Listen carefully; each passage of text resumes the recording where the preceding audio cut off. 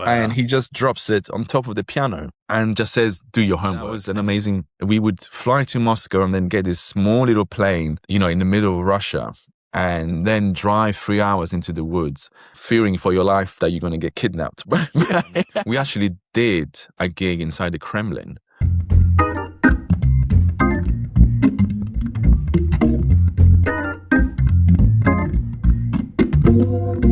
Hello and welcome to the Keyboard Chronicles, a podcast for keyboard players. I'm your host, David Holloway, and it's great as always to be here with you.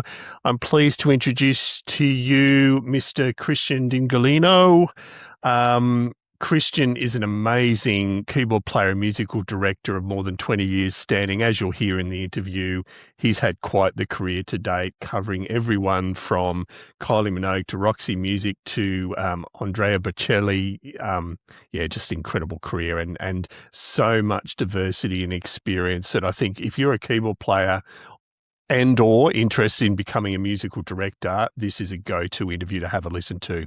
I'll shut up now, let you jump in and listen, and I'll speak to you at the end of the show. Christian, it's an absolute pleasure and honour to have you on the show, sir. How are you? Thank you for having me. I'm good. How are you doing? Good. I know you're not at home base at the moment. I know you're in beautiful Ireland at the moment, so I really appreciate you taking the time. No, it's my pleasure. We're going to get on to why you're in Ireland in a little while, but I thought we'd kick off in a pretty traditional way with a bit of a chronology. So tell us about your early musical upbringing. So let's talk about your child and teen years and what got you into music in the first place. Sure. So I'm half Italian, half English. I'm a bit Irish as well. My Italian side is full of musicians. So my dad is a pianist as well. And I was brought up in Sicily, and I was surrounded by my dad, my uncles, and my cousins playing jazz, basically. So my upbringing from very early was my dad practicing, and me and my brother basically just trying to, learn. And my dad, being my first teacher, started teaching me. Initially, it was classical, and very quickly he noticed that I was changing things, and so he realized that I had the love of improvising.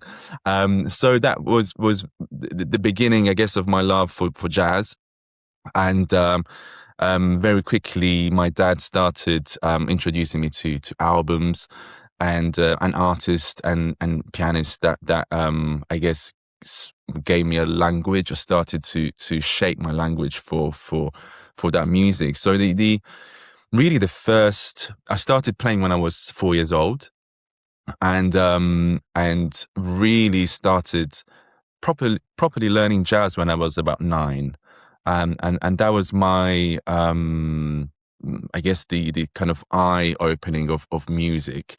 And the love for music. I was obsessed. So I would practice, and I would transcribe and listen to people like Herbie Hancock and Bill Evans were my first two kind of love for piano. Then obviously, you go through the greats of Coltrane, Miles, Duke Ellington, Thelonious Monk, and then went into my fusion era, went to Weather Reports, and so it was a mash of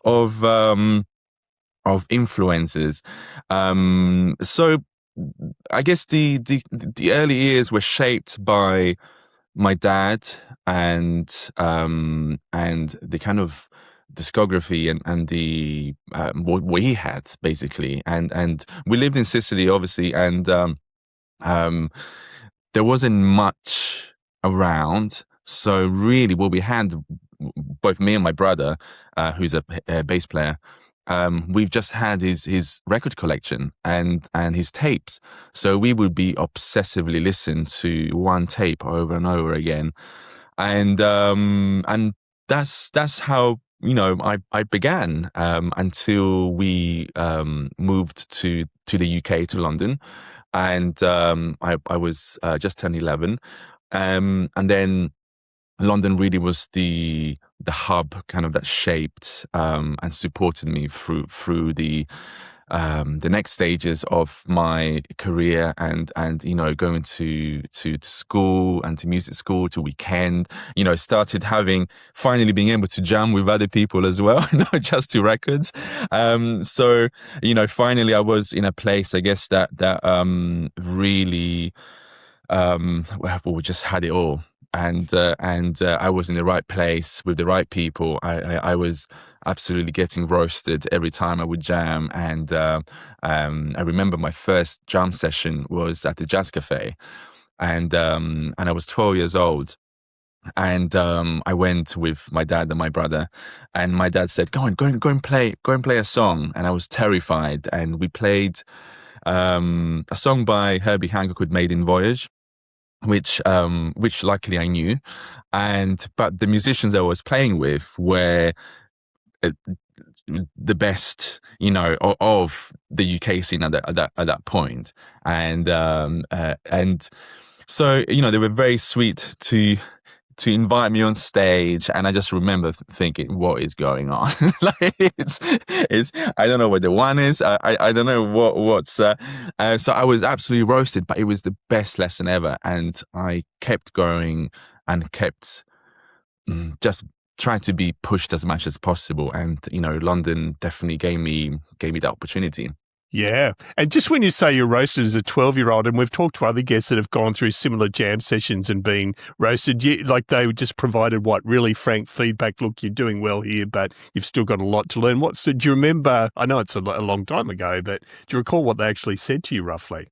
So they were all so sweet and supportive. And I think for the younger generation at that point, I think the industry, especially in jazz, I have to say, they're so supportive, and so I think in a way they kind of took me under their wings, and I think the roasting was happening on stage when they could see that I was pretty lost, and they would be very communicative even on stage, to kind of be like, this is where the stuff the form is, this is where, and then verbally, I think they would just saying, keep going. You're on the right path.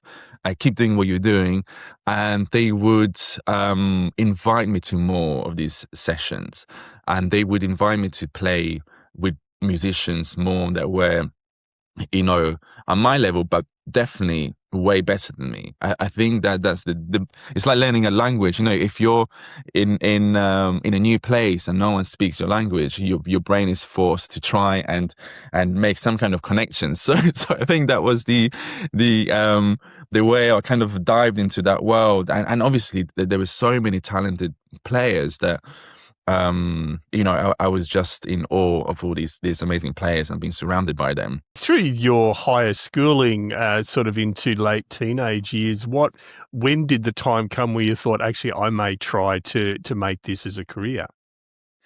So I think the question actually came from my dad when we were moving from Italy to the UK, and I remember my dad coming to me and Dan, my brother, and saying to them, "Look, do you seriously want to become a musician? It's tough, and do you really want to do this properly?" And we were like, "Yeah, of course, we want to do it. This is what we do day in, day out." And I was like, "Okay, well, if we need to do it properly, then there's going to be some sacrifices, and we need to move to London, and we need to take this seriously."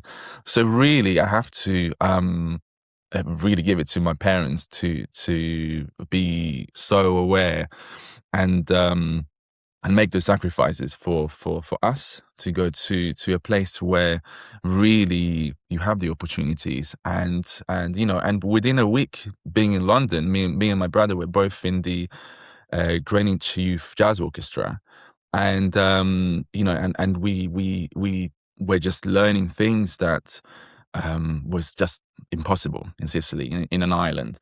So that I think the moment that we thought it was going to be what we wanted to do was probably when we were about 9, 10. And was that the sole reason for moving, or I'm assuming there are other reasons for moving, but then this helped prompt the momentum to actually make the move? Totally. So Yeah, my mum is English, and we have a family in the UK. Also, my dad is a musician, so yeah, the in Sicily the opportunities were just very scarce. It wasn't. And it still is not the best place for working musicians to, we definitely had people saying to me or to my dad, what's your real job? Because yeah. obviously over there, there's no way that you can make an earn, you can make a living out of being a musician. Maybe if you're a teacher and you go to the north of Italy, but so there was a financial reason for the family, and obviously, as you said, there was the push of both me and my brother wanting to do this properly. So I think it all kind of the puzzle kind of fell into place pretty quickly. Yeah, absolutely. And so when you finished your schooling, Christian, what were your first sort of gigs as a working musician that you recall? When I was at uni, I had my own band, which was a kind of ridiculous fusion band, and we were gigging, and as you gig at that age, we weren't really getting paid for anything. But from that, there was a brilliant trombone player called Dennis Rollins, who's very successful and in the kind of jazz funk world. The second year of my uni, I hardly attended university because I was on tour with him, and so that was my first kind of paid tour with an artist that had a name and he had experience. You start to experience the flats, the hotel, and actually being looked after instead of just going and doing a gig for free and kind of just taking your own stuff on the train and all of that. So I was lucky because I was 19. I was learning so much, and the opportunity came for Dennis to call me to come and join his band, which obviously was a big risk for him. And so I really appreciated that. And again, it was a roast. It was kind of like, I mean, the first gig that I did with him was Montreux Jazz Festival, and Quincy Jones was just in front of me. And I remember just coming up to my solo, and Quincy's looking at me, and I'm just thinking, oh my God, it's like, it's like the best thing. I also start with nightmare to kind of like to have one of my favorite ever producers, and songwriters and composer and arranger and everything being in front of me. So, that's kind of where my, I guess, initial, I guess, career for touring started. It was great. I didn't miss the second year of uni, which meant that on the third year, the teachers were like, look, this is great, but you need to be back and do this if you want to have, pass and have your degree. So I left the Dennis Rollins touring, again, enough experience for me to have really enjoyed that period. But then I also wanted to get my degree and kind of finish that and make sure that just for my own sake, not because you need a degree, but it was just something that I set to do in my head, and I just had to finish. Yeah, no, fair enough. And I mean, and that's in some respects a really sensible thing to do. In other respects, it's a risk because, as you know, in the industry, there's a momentum about moving from gig to gig. So, how after finishing your degree and having finished with Dennis, did you get back into the scene? Yeah, there was a part of me that was slightly burnt out from the Dennis gig, because I think I felt the high pressure. I think having been that young, and there were gigs where I was completely free to do everything that I wanted, and everything was just working. There were gigs where I was mentally blocked. So I think, especially in the jazz world, there's a lot of criticism in terms of in a singular level for musicians. So you would kind of just like you would read a review and it would be very much, you know, this solo happened and this was great and this, and there was never anything that was bad or said that you know that made me upset. But I think knowing that as a young musician, I think that kind of created a bit of a block. So I took a little bit of a break, and I was actually studying to become a personal trainer for a year off. And I was still obviously loving music, and I was still doing my own thing, but I kind of took time off from the pressure until my brother said, "Hey, there's an audition for this pop artist called Sophie Ellis-Bextor, and would you like to come and do the gig?" And he was the bass player at the moment for Sophie. And I said, "Oh, that sounds amazing. Yeah, let's do it." And I guess that's where my pop kind of career started.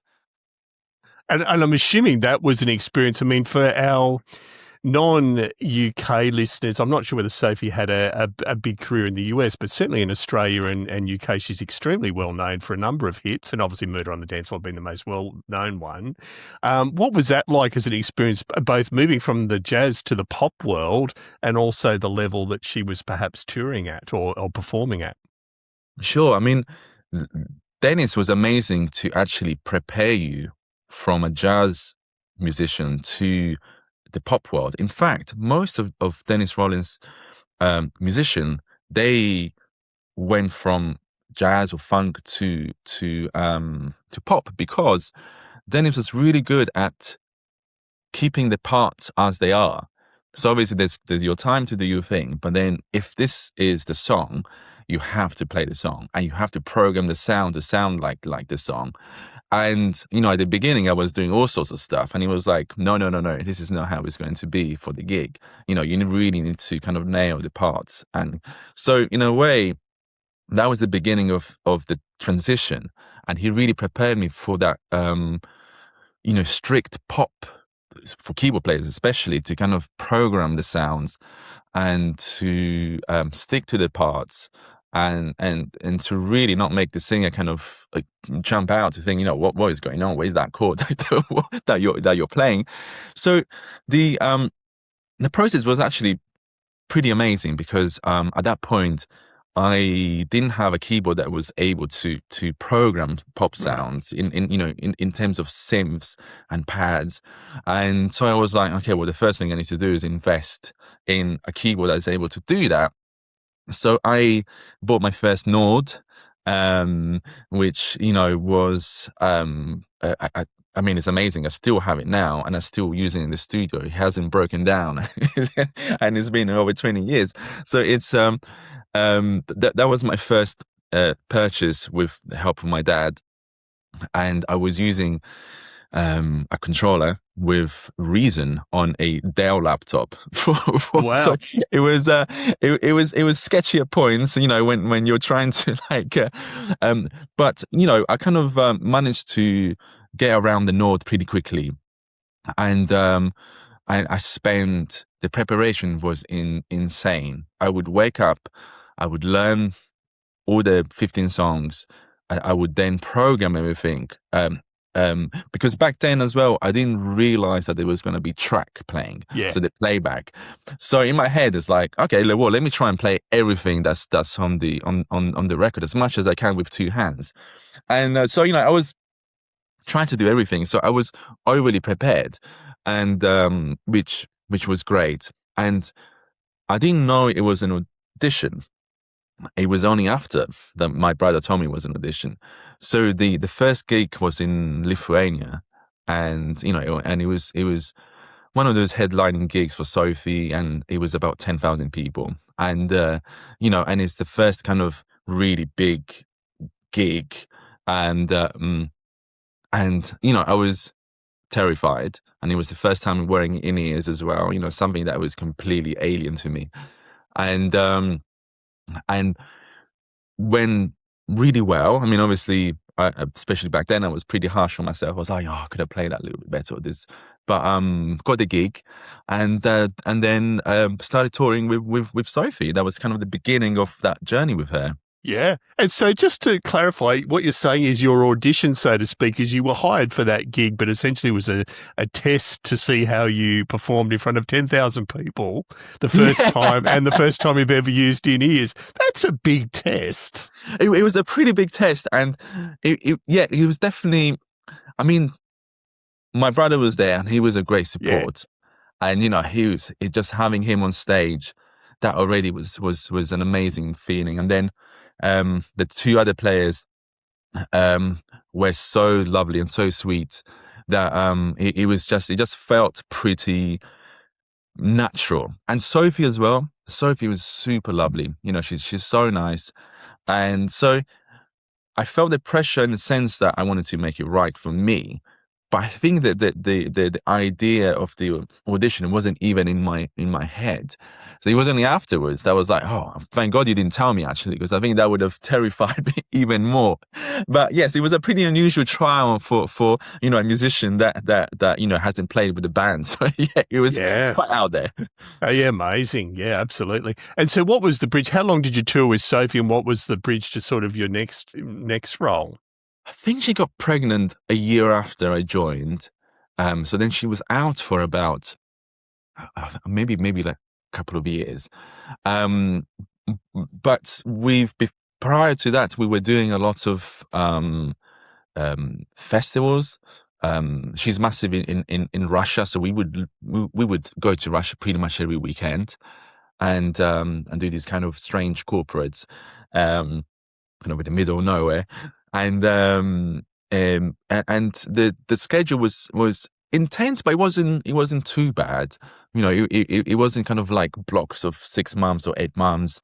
It was very much kind of like we do some festivals here and there. We do a little run of 2 weeks, and it was the beginning of starting to see the world as well. And we went to some amazing places. We did a corporate in Vladivostok, which is about an hour from North Korea, and we flew 12 hours or 13 hours, landed, did a gig, and then we flew back that same night. So it was one of those kind of strange, surreal situations of I guess experiencing new places, and you're in your early 20s and you don't mind those types of crazy trips as well. Everything is great. You're not going to complain about the pay, about the catering, about anything, because, you're gaining your experience. So you don't really know any better. You're just kind of like, oh my God, this is amazing. We get to travel and go to places and play. So that was the period with Kylie, with Sophie. After Sophie, everything happened really fast, because I think, especially in the festival scene, you get to meet a lot of musical directors, and lots of other musicians. And so very quickly, I met some of the kind of the bigger, the kind of older musical directors of the UK scene, and started working for a lot of different artists, and new artists as well, just to kind of gain that experience. Having done some of these artists as a piano player and synth player, I guess that the next kind of big gig that came, that I felt was important to do, was with Will Young. And Will Young already had 12 years since he won Pop Idol, and he was and he is still loved in the UK, as an artist, as a person. And I remember getting a message through Twitter from this musical director called Dave Tench, and he just said, "Hey, are you free for these dates for Will Young?" And we had a conversation on Twitter on a DM. I was like, "Yeah, I'm free. That sounds great. I'll make sure that I get everything ready." And and the Will Young setup was different than Sophie, because we just had Click, but everything else was played live. So the setup was 2 keyboard players, 3 singers, and then the usual rhythm section, and back then I think there was a percussionist as well. So it was a real kind of like big band, and everything is played live. And I came in as the second keyboard player, so Dave was doing all the kind of like the main parts, the kind of like Rhodes organ and piano, and I was doing all the kind of strings, some synths, some of the kind of like I guess some of the kind of organ stuff as well. So the sound was really big. So that was a big change, and it was amazing musically because it felt like the next tier. Yeah. And at that point on drums, we've had Ash Sohn, which is one of the best drummers in the world. And again, being someone in the early 20s and being exposed to musician like Ash and everyone else, and Dave as well. Dave Tenge, amazing programmer, musical director, arranger. I've learned so much from that band. And and again, Will also being an amazing musician, knowing exactly what he wants, and really pushing me to better myself as a musician, was I think the next step for my touring career.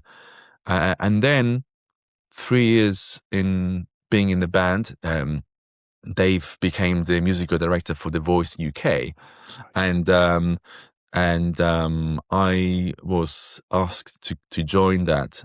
But because I was in the beginning of my musical directing experience, I started. I was the MD for an article John Newman which had a big hit in 2013, and that was kind of like my first artist where I was, dealing with the process of being a musical director. And we did all the big TVs back then, Jimmy Fallon, Ellen, and we've toured, and it was non-stop, and it was great. I thought that was the best thing for me to do at that point, instead of going into TV world, which obviously they're still doing now, and is a very kind of like, once you're in, it can go on for a while. But for myself and my experience, I felt that I needed to explore that a little bit more. So with John Newman, then I became the musical director for Will Young. Once Dave left, he asked me if I wanted to, and really that's when my experience as an MD kind of exploded, because there was a lot of asks. There was the arranging. You have to start to program everything. You have to start knowing how to use the playback properly. You need to understand orchestration to a certain degree already. You need to really know how to deal with the artist, with insecurities, or with musically stuff that might need changing the last second, or at rehearsals, and stuff that kind of like really prepares you to kind of get into that state. So and again, there couldn't be a better artist for me to experience that. And Will, now I've been with him for nearly 16 years. Wow. And we speak on a daily basis. We're also very good friends, and we love working together, and we still do it with a lot of love. And that was an amazing preparation for me to then not just be a keyboard player, but be a musical director, and be booked to be a musical director. And we're definitely going to talk about some of the skill set you've learned about being an MD, but I can't, between Will, Sophie, Joe, and everyone else, I mean, you mentioned the corporate gigs in Russia, for example, so I'd be doing our audience a disservice. Talk about an average day in the life of a musician that's going on. Let's use the Russian one as an example, because we don't often talk about Russia. What is a Russian corporate gig like? as far as your day in the life of doing that, understanding you won't be able to mention specifics, and I'm assuming, I know we've talked to previous guests, quite a lot of the time there are NDAs in place for a lot of these corporate gigs, but just broadly, what is a day in the life of a corporate gig in Russia? I'm fascinated. It was definitely one of a lifetime experience. As a place and as a situation, we did corporates where we would fly to remote places of Russia, places that you might not have even heard before. And we would fly to Moscow and then get this small little plane to, in the middle of Russia, and then drive 3 hours into the woods, fearing for your life that you're going to get kidnapped. Kind of imagining the worst. And then arriving to someone's house, essentially. Well, it would be a palace. And these people would have dinner with maybe them and some of their friends. Sometimes it was just 10 people. And you would have a whole PA, just us playing, arena sounding kind of gig. And there would just be a couple of tables, people maybe not even listening. And just having an artist. So some of these gigs were quite weird. I think, again, questionable characters sometimes. And you don't know who they are and the clients are, but you kind of keep quiet and kind of just you're booked to the job, just in and out. And I'm not asking many questions, but there was definitely some questionable situations. And we actually did a gig inside the Kremlin. That was a wild experience because we got picked up from the hotel, and we essentially the car was blacked out, and then we stopped and we had to jump into a different vehicle in case we were followed. And then from this vehicle, I mean, literally, it felt like we were in Mission Impossible. And every time stuff like this happened in my head, it was like, this is really sketchy. And then we managed to get into the Kremlin, and obviously the security there just being insane. And then they did again a gig for 45 minutes with probably most important people at that time, and then go back to the hotel and then fly back. And we did that every week for a good 6 months. I think it was kind of insane the amount of time we were there. And we had shows where Sophie was playing, and then maybe you have some other big artists, maybe Black Eyed Peas will be after us, and we're all kind of in this surreal situation with playing for 20 people. And they kind of be like, okay, well, we've done a gig, and now we go back. But obviously, to the listeners, those are the kind of extremes of those kind of corporates, and there's millions of those stories that happen in that kind of way. But there's also the kind of boring corporate stuff where you just kind of go in, you get paid to do a set, and it's very black and white and kind of boring. That's right. But yeah, those were the ones where you kind of feel it feel a little bit like a film. And then speaking of black and white and boring, Christian, obviously there are some aspects of being a musical director that, there's menial aspects, and then there are the more interesting parts. So you mentioned that you started working up your musical direction skills. Based on your experience to date, I mean, what are those key skills to be an effective music director? I want to say that actually the first thing is the human side of it. I think being able to communicate, being able to read what the artist wants and needs. I think if you're able to converse and you're able to connect and you're able to understand this, that's a lot of the work done. Because a lot of the time, the artist knows what they need to do. They just need a little bit of support. So I think a lot of the time, making someone feel comfortable and not having an ego and being able to understand without them asking you what they need. I think that's a massive thing that would, definitely make everything else easier. On the musical side, I think the right preparation is, depending who you're working for, is knowing the catalog, knowing stuff so well that if he or she says, "Oh, can we do this song from this album? Can we add 16 bars on this part?" And he or she would sing the words or the melody. You know exactly what to tell the playback, or if you're programming yourself, to know how quickly, how to do that as quickly as possible. And also knowing harmonically what's happening, so that you're able to understand what they want and what they feel the song needs. So I think that there's a lot of managing the artist feelings of both life and music.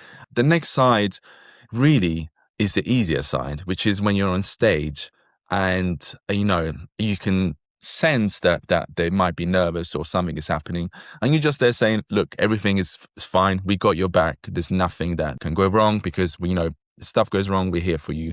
And I think having that security, I think what makes a musical director successful and being called back, because the last thing an artist wants is someone that is flaky, or someone that you don't trust.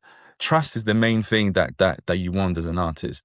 And being on stage in front of thousands of people, looking back and trusting that you have support, they'll be able to do their job, which is just perform, sing, and being the artist. Don't worry about the playback. Don't worry about us doing mistakes.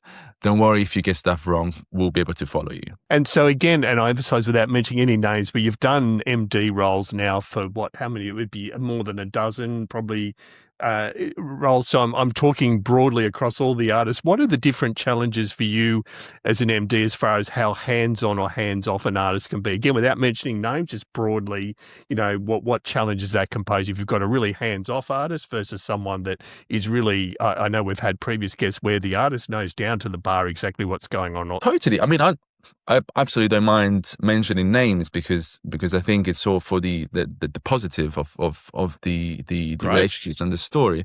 There are artists like Will Young that has complete knowledge of his own songs, and also knowledge of how stuff he wants it to sound.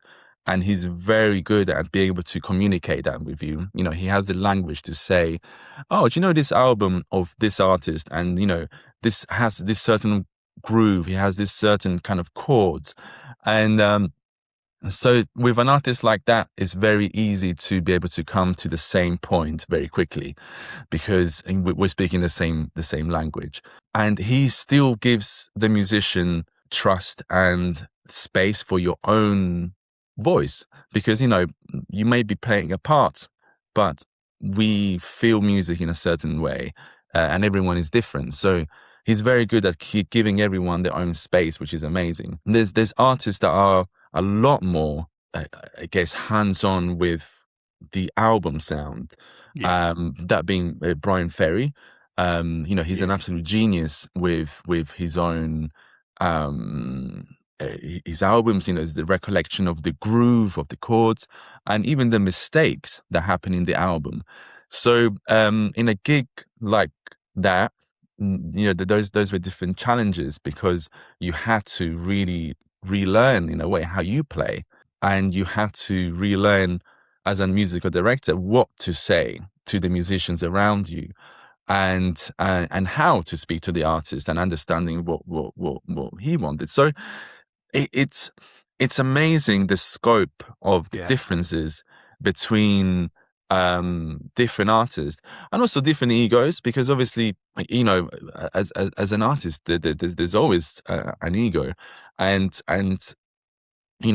knowing what, again, that person needs, and if they need input, and how to say that input, and how to translate it in a way that doesn't affect the ego, and that they're still happy with what's, sonically what's happening. So the range from all the people that have MD'd, there's a massive range of personalities in the end, and how you earn their trust as well. I think that's a big thing.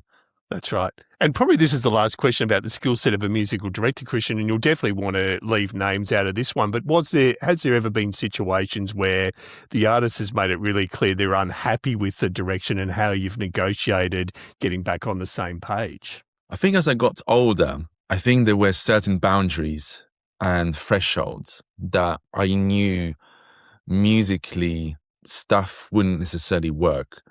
And it doesn't mean that we didn't try them, because I think it's always good to be like, look, I'm not sure this is going to be the right thing, but let's try it and see how it sounds. Because I think it's always good to kind of have a positive outlook, and it's good to trying to find a solution and not a problem. So I'm always keen to hear every single ideas, but I think it comes to a point where you have the experience and the time management to know what something if something's going to work or not. And there was definitely one instance where I was on tour and I had a meeting with the artist in the hotel room. The artist was just saying, look, I think we need to change the sound engineer, and the sound is not working, and I was like, okay, well, let's try and break everything down. Is it him, or is it the music? Is it let's try and figure out what it is. And it came down that it was a combination of the arrangement being too thick for something, and it was great because it was just kind of like it's once you spoke the same language, the actual panic went, because it's not something, we need to fly this person over, the best person now, and it's like, well, let's figure out first what it is. It might be something that is not working, that's hard to try and mix. So there's definitely instances where we've been inside a room and we try to figure something out and listen through the stuff and being like, yes, I know what you mean. This is not essentially the best arrangement for this song or the best sound for this song. And so it does happen. And again, as a musician and a musical director, not having the ego to react to that is the best thing you can do. You need to accept and have the ear to be able to be like, do you know what? This actually is not sounding as good as I thought it was. Let's rework it. I mean, obviously, there's also the other side where some stuff doesn't work, and you need to go through the whole process of doing it and then coming back to the same spot. But it's we're all working together to try and find the same point. And I think being completely open and communicative is the best advice I can give. So let's talk about two of the biggest ones, and I'm dying to get onto Roxy Music, but I do also want to, as an Australian, I cannot miss out talking about Kylie. So, and we had Hazel Mills on in the last 6 months, so nice. It's a bit thrilling to have sort of two Kylie Minogue people from different eras. So tell us about, just very briefly, how you got that gig, and then obviously for Australian and UK listeners and viewers, Kylie is iconic, and she's well known pretty much around the world as well. So tell us a little bit about that gig, and including your role and the keyboards and so on. Firstly, I love Kylie. She's amazing person, an amazing artist, and it was a joy to be working for her for 7 years. I think it was 6-7 years. The way I got the gig was I was doing a session with amazing, one of my favorite drummers ever, Tom Meadows, who's Kylie's drummer. And we were doing a session for Nicole Scherzinger from the Pussycat Dolls. And she came to London. She was doing some promo for her new album. She wanted to do some acoustic sessions, kind of live loungy type stuff. So it was me, Tom on kind of like a small drum kit and a guitarist. And, we did a session and we really got along, and, we loved just chatting about stuff. We had loads of similarities. We really just got along. And that was kind of the first, I guess, the first of many with Tom, because then Tom became Will Young's drummer. Oh. And we did loads of other sessions, and Tom said to me, "You should meet Steve Anderson, who's the legend that has been with Kylie for over 30 years now, and just someone that is managed to rework Kylie's work for 30 years, managed to change and arrange things in a way that always feels new, and so I was like, oh, amazing, yeah, I love Steve. It would be great to meet him. So I met him, and the first project we did was for Mark Fahily, which is one of the Westlife Irish band, and we did a session for him that went really well. I was the MD for that, and everything went well. And I think maybe that was kind of Steve's way of testing me with both being a musical director and a programmer. And Mark Fahily's album was really heavy programming. So at that point, I bought myself a Kronos as well, which it's kind of between the Nord and the Kronos, the meat and potatoes of kind of like programming without needing a software.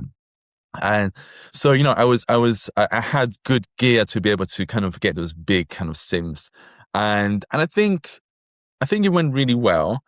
And there was an opening where there was a gig for the Singaporean Grand Prix.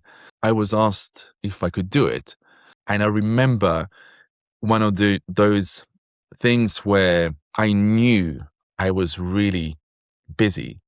And I knew that it was gonna be a logistical nightmare, but I just said yes without saying yes. But this, I just said yes. I'll be there, and I'll do it, and then I'll sort it out myself in my head.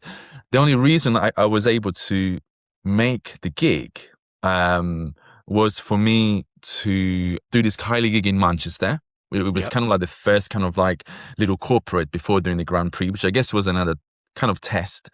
And for me to be able to do that was to basically get a driver license, which I still didn't have, because being in London, you kind of like, and so I had to get a driver license in 6 days. Wow.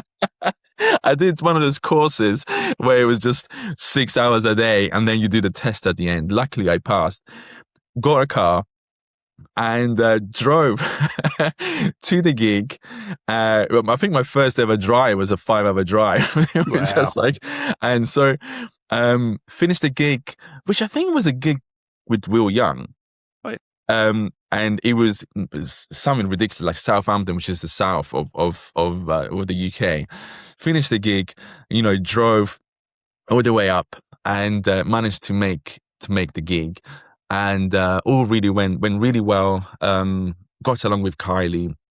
The stage, everything was okay. The communication with Kylie was amazing, and the songs all went really well. The playback was all fine. Yeah. And then did the Singaporean F1 gig, which again was a really, really massive gig. But went really well, and really got along with Kylie and with Steve, and that was the kind of the journey of the Kylie era. And I mean, obviously you did the whole Golden Tour and so on. So, I mean, again, I'm assuming, because you mentioned that Will basically plays 100% live, Sophie had more playback and stuff, and Kylie obviously is that nice mix of there's a decent sized band, but also lots of playback from talking to Hayes and that, which you'd expect for given the variety of music and so on. So, I mean, was it, if not easy, it felt like familiar territory for you doing that? It did, in the sense of the programming world. Yeah. It was because obviously Kylie's eras changed from when she first started to the 2000s. There's a whole collection of different sounds, and also the arrangements were a lot thicker than the album.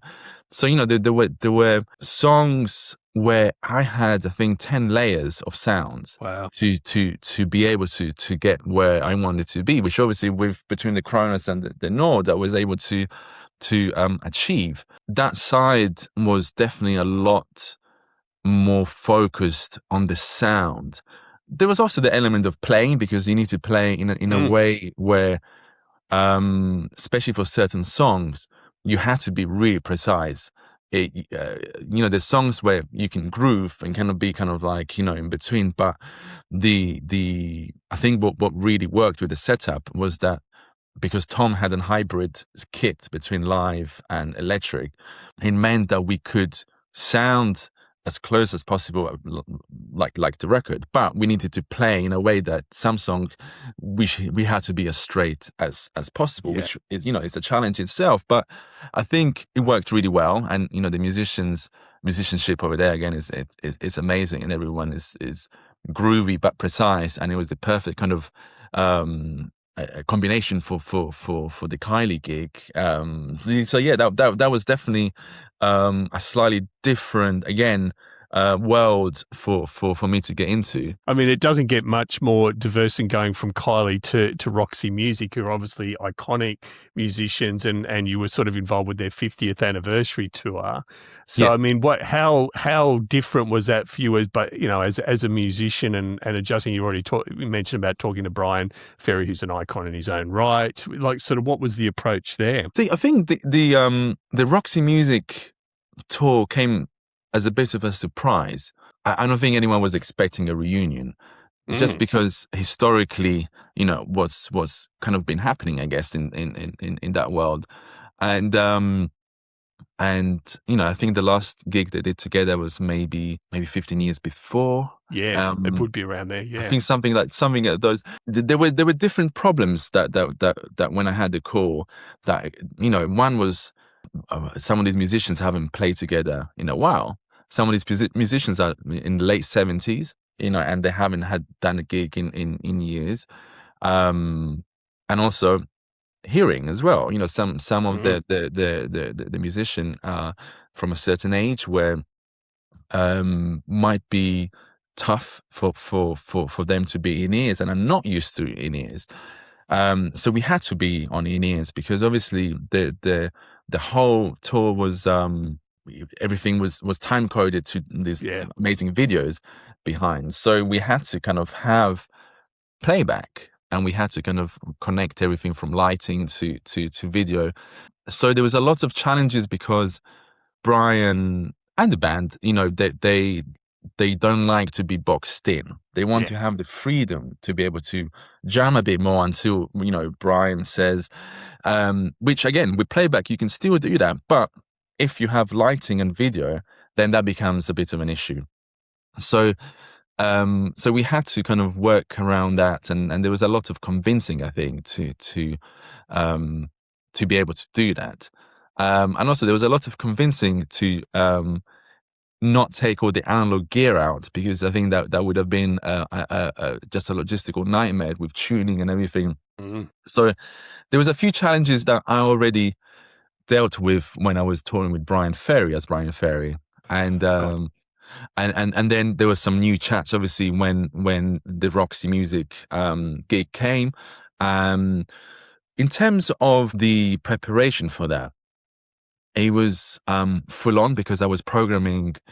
There's 3 keyboard players, and so I was programming for all of it. I was speaking a lot with Rhett Davies, who's the producer from Avalon, and we were trying to kind of get those kind of sounds, especially from songs like More Than This and Avalon, and to sound like the record. And everyone is playing something, so it was just a thing of kind of like trying to have the marriage between what's on track, what's playing live, who's playing which part, and how does it sound. So it was quite a long process, and then rehearsal started, and the first kind of week was a bit of a disaster because it was just kind of like people just getting used to it. But the back of my head, I always knew that was going to be the process. Yeah. And I usually tell artists, don't come in the first week, come the second week. But Bryan likes to be involved, so he did come in, and I think it must have been a bit of a shock to hear it in that first week. But then after the second week, stuff started to really fall into places, and and then the tour came, and we did Madison Square Gardens, and all the reviews were amazing, and but it was definitely, for me, the last tour that I was like, this is, I think I'm done with touring, because I think it was a very high stressed situation. I think having to deal with essentially with 3 artists all at once, and of a certain age, and also legends. So it's kind of like coming in as a much younger musical director. Yeah, I think having to manage that, there was definitely different kind of tiers and kind of level of challenges, which obviously absolutely amazing and amazing for my growth, and to be in a room with such legends playing those kind of songs, one of a kind, and one of a lifetime opportunities. So but it was definitely my kind of last kind of like that's right. big tour, and I was like, after this, I think I'm gonna kind of get do the touring. I've done it for 20 years now, and kind of move over to a different chapter of my life, I think. And we're about to talk about that chapter briefly. And just one last thing on the Roxy music, as best you can recall, Christian, the keyboard rig. So you mentioned about avoiding bringing out the analog gear. Roughly what did you end up using to make that work? When I first auditioned for Bryan Ferry, it was one of the most interesting auditions I ever done in my life. It's completely different than all my other auditions. I learned 5 songs. I was expecting for the band to be there, and for me to, program those 5 songs. They told me, no, don't worry about programming for now. We will deal with that later on if, the audition goes well. And in my head, I think back then I was just turned 31. So I was in my head, I was like, well, there's no way I'll get this audition. Like, I know who's auditioning, and it's impossible. But it would be great for my experience to go and see, how it is. So I prepared the 5 songs just to do on piano, and I get to the to Bryan's studio, which is this amazing. It's like a library of synths. It has all of his old Whirlies and CP80s and ARPs and Junos. It's basically a dream for us keyboard players. So I was already just kind of like, looking at everything, and we go inside the piano room, and it's just Bryan and Rhett Davies kind of sitting down, and there was this dark room with a grand piano, kind of like a light like over me, and I was like, oh, there's no band, and it was like, no, we just thought, just to kind of like see how you groove to the songs just with the piano. So I was like, oh wow, okay. Well, then in my head I was like, well, I need to play this slightly different then, because we started playing, and Bryan kind of joined for a few songs, and it was interesting. We did 2 songs, and then they asked me how I feel about orchestrating, and if I ever worked with orchestrators and conductors, because they were preparing for the Hollywood Bowl. And I was, oh yeah, we just did some stuff with Kylie. We did the whole Royal Albert Hall thing, and I'm completely fine working with conductors and that kind of world. And then we did 2 more songs, and then Bryan walks out of the room, and in my head I was like, okay, well, that obviously didn't go very well. And then he walks back in with a plastic bag with the whole Roxy Music and Bryan Ferry catalog on CDs. Wow. And he just drops it on top of the piano. and just says, "Do your homework," and just leaves. So, and, and I'm just looking at Rhett Davis, and Rhett is just looking at me. He's like, I say, "Well, I guess, I guess you got it." And then the programming journey started from that point there of me trying to figure out how to work this. So the previous keyboard player and musical director before me, they were using keyboards that were, I can't remember. It was a Yamaha. They were just keyboards that were not equipped to be able to program. So they had a few kind of synth and string sounds, and they were kind of using that throughout the whole gig. So in my head, I was like, okay, well, that's the first thing to change is to go to something modern, but able to have these analog sounds. And Bryan has always been against digital, and he wanted to bring the stuff on the road as expected. But the whole production was completely against it, and they were basically telling me, "Can you please convince him that you know the?" And I was like, "Well, okay, I can try." In my head, I was like, I would love to play the whole, with the original Synths, but I understood that it was going to be impossible for us to try and sound check everything and tune everything every day, and just the upkeep and the cost of having to bring everything from a CP80 to an ARP to a Fafisa. It's gonna be just insane. So I said, well, what I've been using is Nord stage for CP80 sounds, piano, acoustic piano sounds, organ, whirlies, and Rhodes. For me, the Nord is in a different level for those sounds, and unless obviously it's the real thing. And I said, and for analog synths, the Kronos is, it has, I think, 10 different engines for synthesis, and so they have all the different kind of periods of what you need. So there's a lot of kind of FM sounding synths and a lot of analog ones. And so I began basically in 2017. I began the challenge of convincing Bryan that we can make this sound as close as we can. And I was at the studio every day. And by the end of the day, I would just say, okay, listen to all these sounds from More Than This. And Rhett Davis would be like, okay, well, this is pretty close now.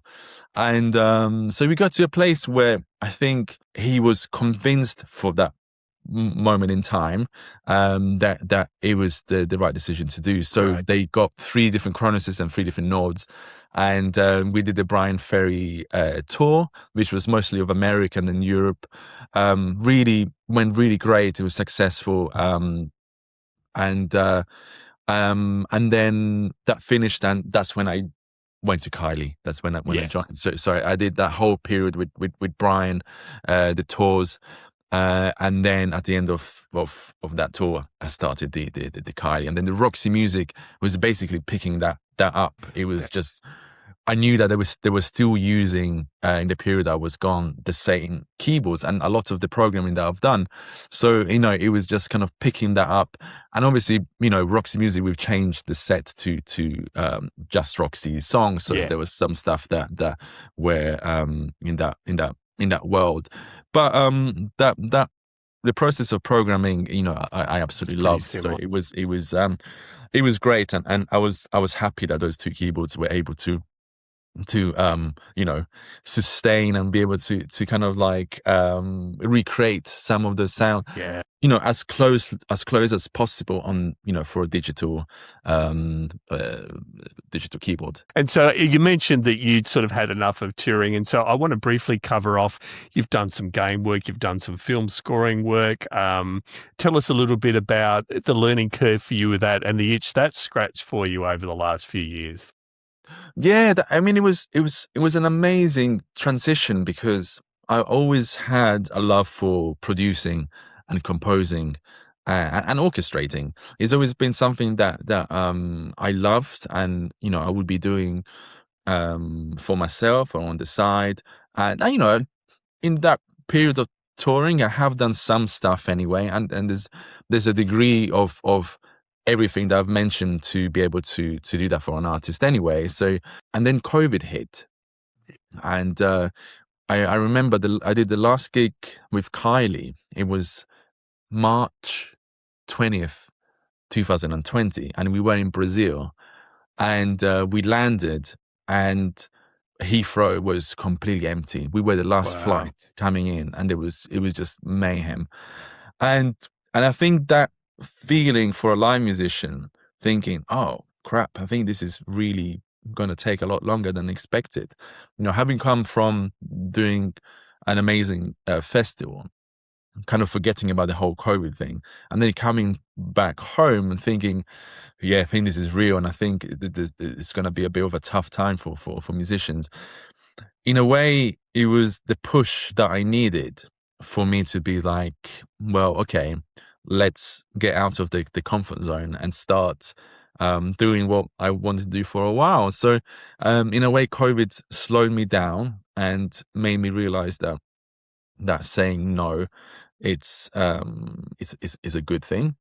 And I mean, obviously the Roxy tour was after that today, and even if I did the last tour after that, it was kind of just like me validating the fact that actually, yeah, it's really not for me anymore. And, you know, also I met my wife, and we're thinking of starting a family. Changes your perspective of everything.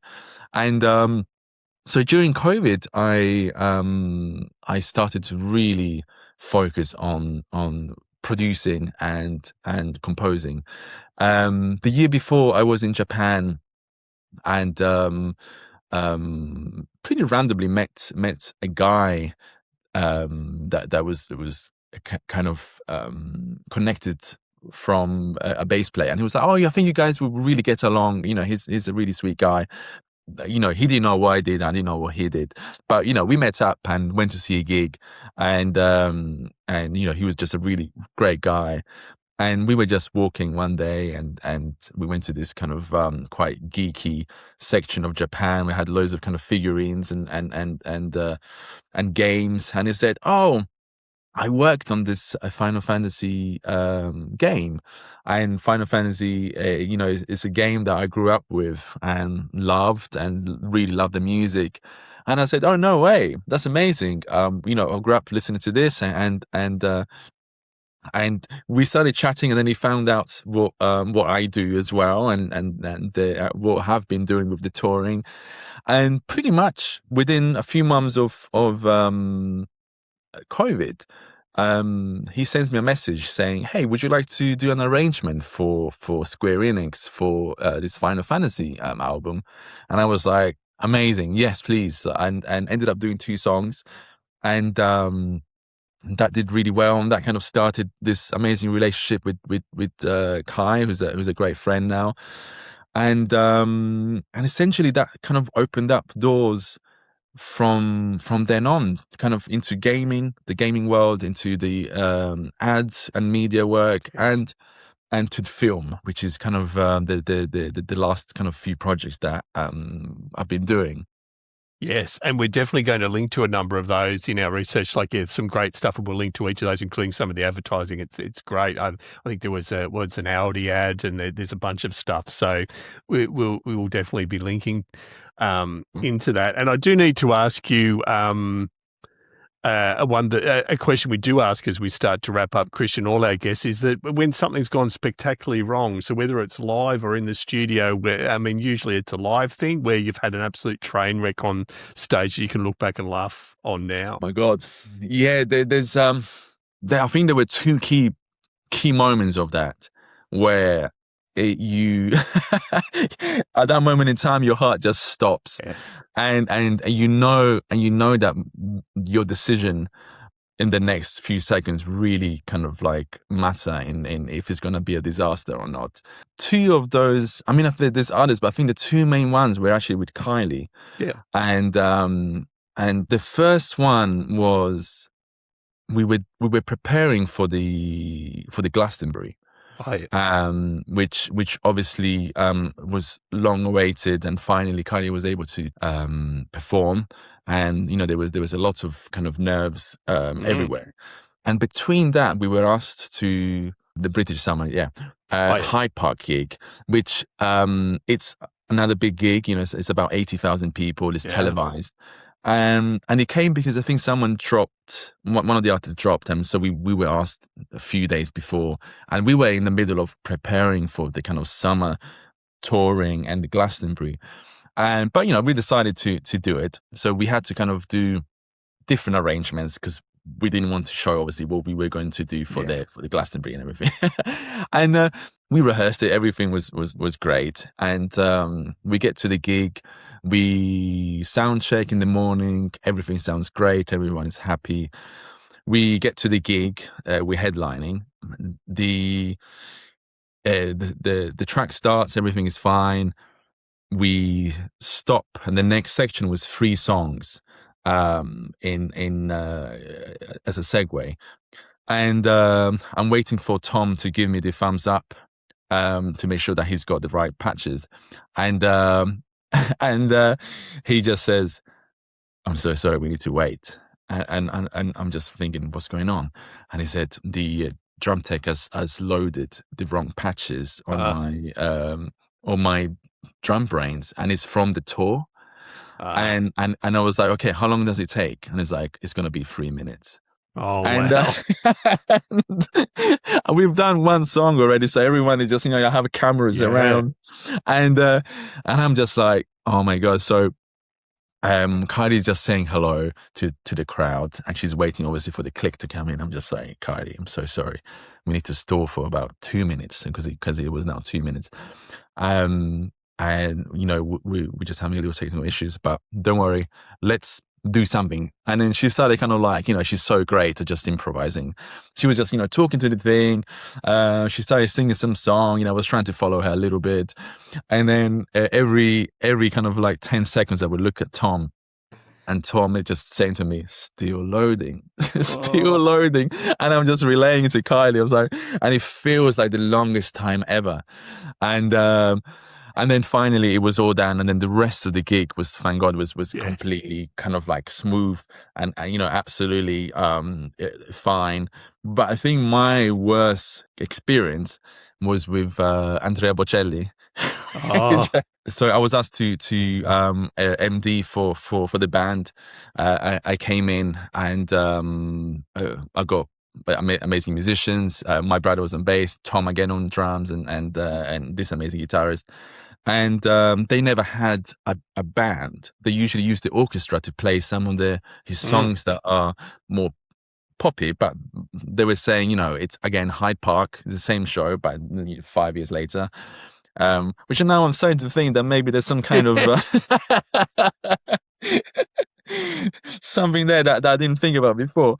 It was completely fine. It had loads of guests. We had Zucchero, a really massive Italian, come in, do 2 of his songs. We had Seal come, and we did Kiss from a Rose.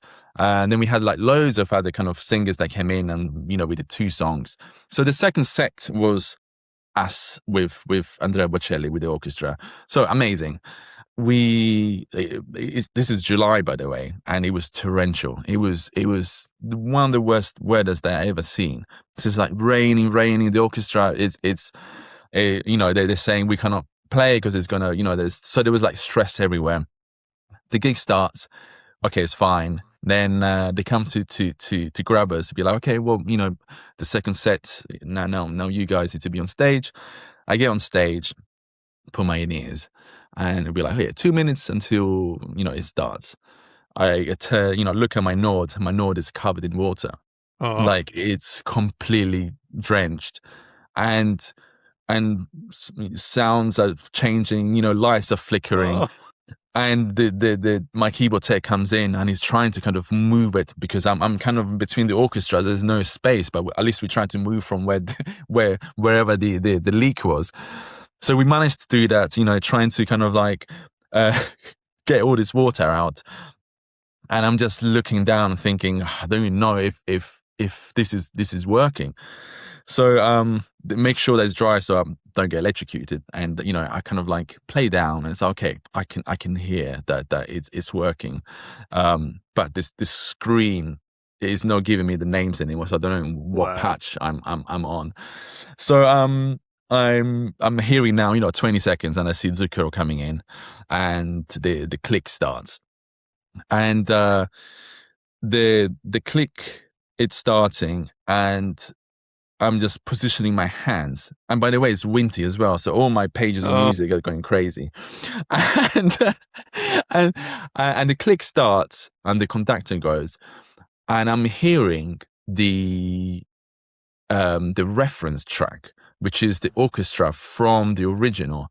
Yeah. And I'm telling the monitor guy, please mute that, because that's going out to the conductor, and it's coming out to us. So I'm hearing two orchestras, and the conductor trying to kind of like, not being, but the monitor engineer is someone that I don't know, so he's not looking at me, and I come in and I can't hear myself as well. And so it was like all these things kind of just like stuff of nightmares. When you have a fever nightmare, it was basically that. It was the worst kind of possible. And the conductor was amazing, because he was just kind of like on it. And luckily, Zucchero came in the right point, because I was thinking, I gave him the count, but if he's hearing the orchestra from the reference, he's going to come in on the first verse in a completely different place. So both amazing. They managed to come in the right place. And then finally, after 3 songs, my keyboards were unmuted, and I could finally play Kiss from a Rose, which I was really looking forward to do.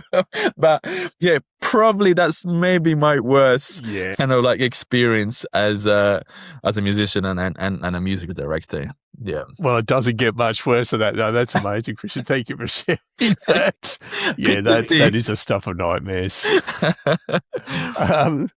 And Christian, I mean, we've talked about sort of your work in gaming and with film scoring, but you've also had a really active role in TV with the iconic TV series Name That Tune. So tell us a little bit about that, because that's an incredible, I know it's a very fast-paced sort of environment, and I know that's why you're in Ireland at the moment. Tell us a little bit about that. Yeah, it started in 2022. I was called by Ricky Riccardi, who's Spice Girls MD, and he called me up. I think it was Boxing Day, and he was like, "Hey, do you want to do this show?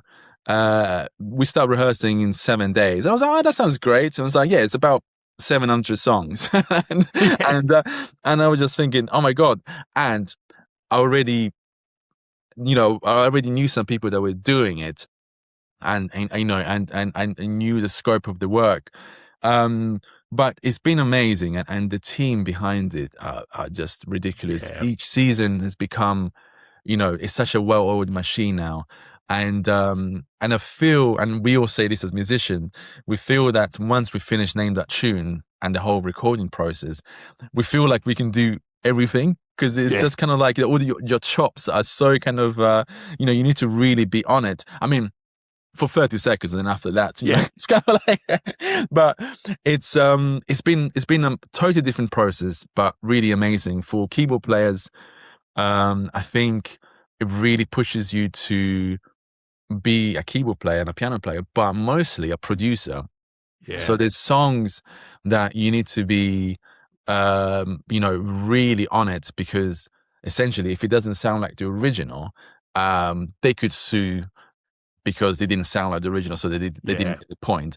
So, and the turnaround is really fast. We have to do 15 songs a day, and 15 songs of completely different genres. So sometimes we have TV themes, or we have film. So I have to orchestrate, the whole thing for something like Jurassic Park, or even The Simpsons, kind of like. Yeah.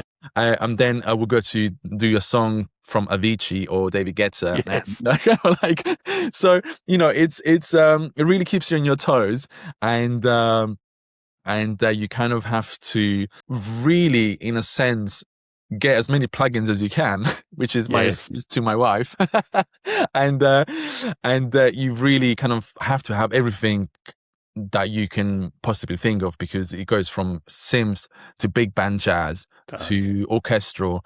So you know, like it's a big marriage of sounds and you know, and styles.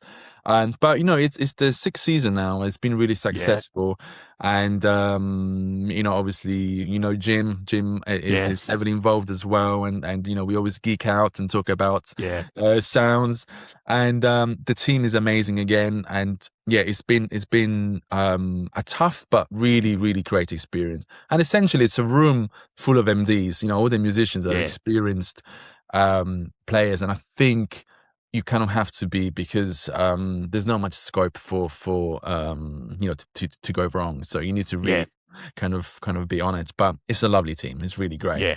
No, it is excellent. And for those listeners of viewers unaware, Jim Sheridan has been on the show before, and he does a quite deep dive into the Name That Tune process. So definitely recommend that episode. But no, thank you for sharing that. And look, we are going to have to wrap up, Christian, but I do have to ask you the dreaded desert island disc question. So 5 albums that have had a big impact on your life that if you had to go to a desert island, these are the ones you'd take.